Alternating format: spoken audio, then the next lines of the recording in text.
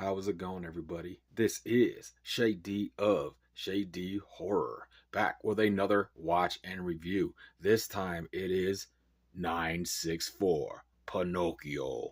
Let's go ahead and get into the synopsis of this.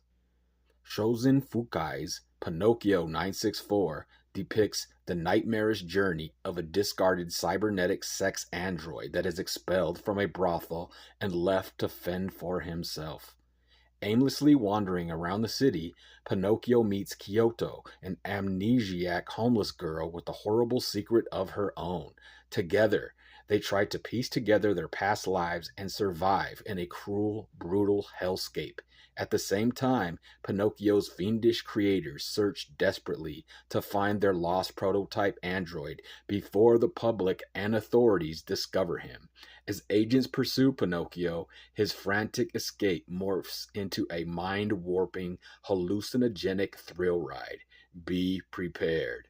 Shozen Fukai's masterful direction, I'm probably butchering his name, but as it goes blurry, provides the viewer with a totally unique experience along the lines of Tetsuo, the Iron Man, which I have not seen, and now I freaking want to see it.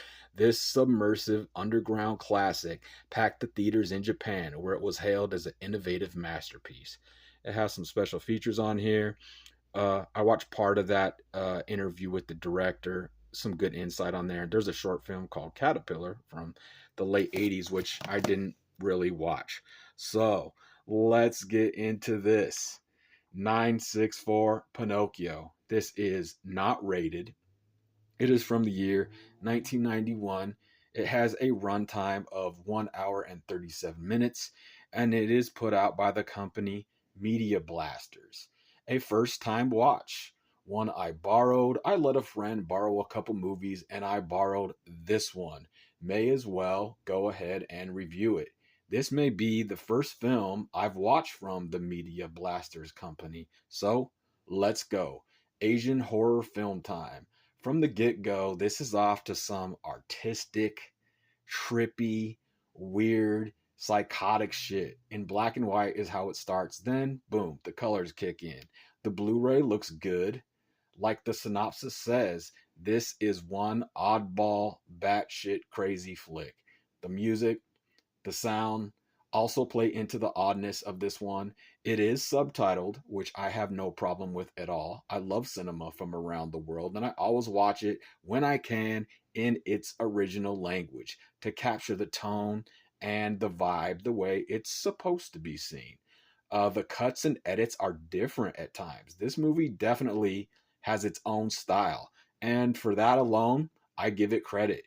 It's weird, and it's funny at times too. This won't be everyone's cup of tea, but I like oddball shit, and well, this for sure fits that. It's industrial, it's sexual, it's 1991, and it's artsy, and it's weird. The guy that plays the Pinocchio character has an odd way he moves and acts. The way he acts is funny and weird at times, just how he bounces around, but it's very like fast paced. Hey, it's an old character with a trippy Japanese twist to it. I had never really heard of this film, so it's always cool to find out about some old school shit that I wasn't familiar with. Again, not for everybody, because it is shot differently, acted differently, and paced differently. Very fast paced. I mean, it slows down in the middle, but once it picks back up, it is very fast paced. But for me, it was a good, strange watch for a rainy day. It's rainy over here today, so I thought, hey, perfect time to just throw this movie in. It almost felt like an old trauma movie in places, like an Asian trauma flick from that late 80s, early 90s era. I like the imagery from the very beginning and was hoping for more of that throughout. As I said, it slows up a little bit in the middle and after that, but bam, about that halfway mark, it just kicks in and gets crazy and stuff.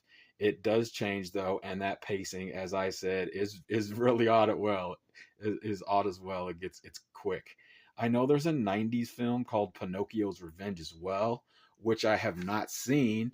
And of course, the movie Pin from 1988, which is short for Pinocchio. which I do have here. I have this VHS, for a long time, and I've seen this movie probably a good couple times. And Pin is awesome, a great film. I do have to get to reviewing that as well. But back to this Pinocchio 964 Pinocchio. Uh, yeah, this does have some practical effects, and it does have some nasty scenes in it too. The part where the chick just keeps puking and getting sick was pretty fucking gross. It just keeps going. It's disgusting. It steps up after that though. More crazy images, more gore, and more strangeness. A few times I was just like, what the fuck? Yeah, it has a few of those kind of moments. It's trippy and nightmarish in parts. It has that tone of a weird dream that's pieced together and kind of jumps around a bit. I do like the very beginning and the second half. Like I said, it slows up for a bit, but it's just getting some story going. But once that second half rolls around, it gets quick. And this is a kind of a Japanese version, to me at least, of a mix of almost Eraserhead, Trauma, and of course the director's own personal touch. I could see the average movie watcher not liking this, and then someone like a film student actually loving this. I'm somewhere in the middle. I enjoyed its original direction style and weird vibes. The acting for both main characters is out there. It's over the top and on some crazy shit. There's goo and blood and puke and plenty crazy ass facial expressions. It's an odd mix, no doubt. Oddly enough, I enjoyed it for the crazy, trippy, oddball film that it is. I do like this director's style.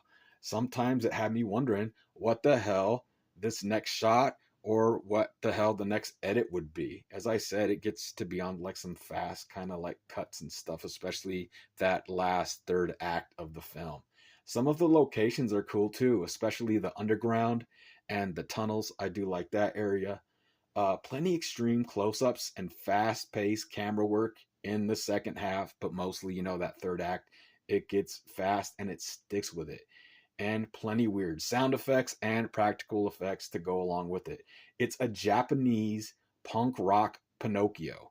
It's independent. It's got its own distinct style about it. The last 15 to 20 minutes of this gets batshit crazy and to me was fun shit. I was entertained just by all of the craziness. The last scene goes on and is fast paced and stays quick. It attacks your senses, speed, sound, sight. It's insanity. Did I like it? Hell yeah. This was actually as batshit as the synopsis suggests.